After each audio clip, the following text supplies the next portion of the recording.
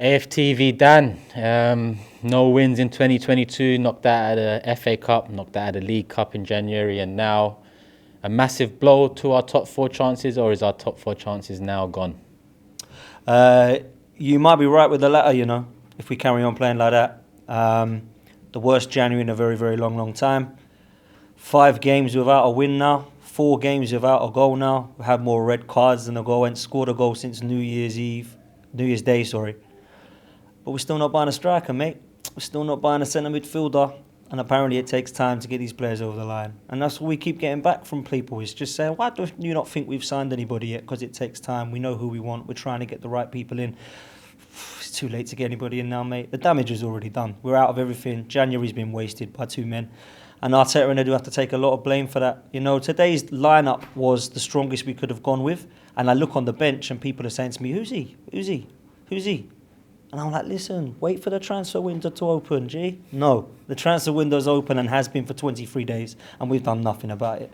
It's a madness, and I sit there and think, try to look at positives today. Where was it that went well for us? Where did it not go well for us? I'm struggling, man. I'm struggling to see any players out there that I can say, well played today. I'm struggling to look at the manager and say, well done for trying to change it up. I'm struggling to look at what we're doing as this process and get behind it still, because I want to be so wrong about this club. I want to be so wrong about the ownership. I want to be so wrong about the board. I want there to be some Arsenal blood and some fight and passion when I see what I'm seeing out on the pitch. And I'm not at the moment. Everything just seems flat, dead, lackluster. I'm more disappointed today than I was on Thursday night. Because I thought, against Liverpool, was I really expecting to go and trounce them? No. Or did we fool ourselves to think we can get past them? Sometimes the gullible stuff comes into it. Sometimes you believe you can. But I think when you look at the performances of late, a lot of people have been saying that they're better. But look at the results. We've been out of every single cup now, and we have got, in my opinion, 0 chance of top 4. Not because of where we are mathematically, because of the performances and how we're playing. I don't think the squad is big enough. I don't think that when you look at this first 11, you know what you're going to get. And I think now you look at what Tottenham are starting to do and what Manchester United are starting to do, and even the spirit in West Ham, I think all 3 of them have probably, in my opinion, got a better chance of top 4, even though I was only saying last week that their teams are a shambles, and I still stand by that. Why is it that they're better than us? Why? Because they've got better management, mate. All 3 of them have got a better manager than our manager.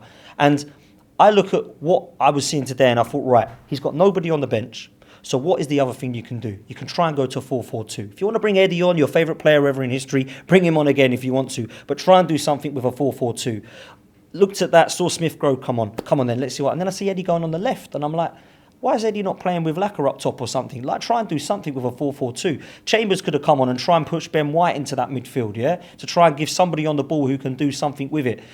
No, didn't see that either. So I'm just scratching my head thinking, how can I try and defend this guy? Because everybody loves him. So what is it about him we love? Because I can't see nothing at the moment. I think our season could be done now already, mate. It's ridiculous. I think our season is done, Dan. And when I talk to you, it's like I'm talking to myself at times, in terms of how we see the club and the mood of Arsenal Football Club over the last few years has taken its toll with us, and rightly so. You think it's pretty much done now in January. I think it is done in January, but what next?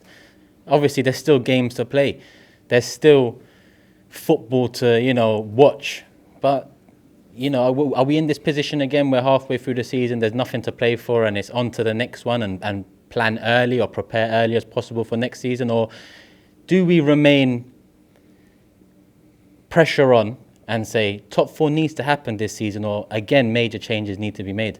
Forget the remainder of the season for now. Next 8 days are the most important because we need some players.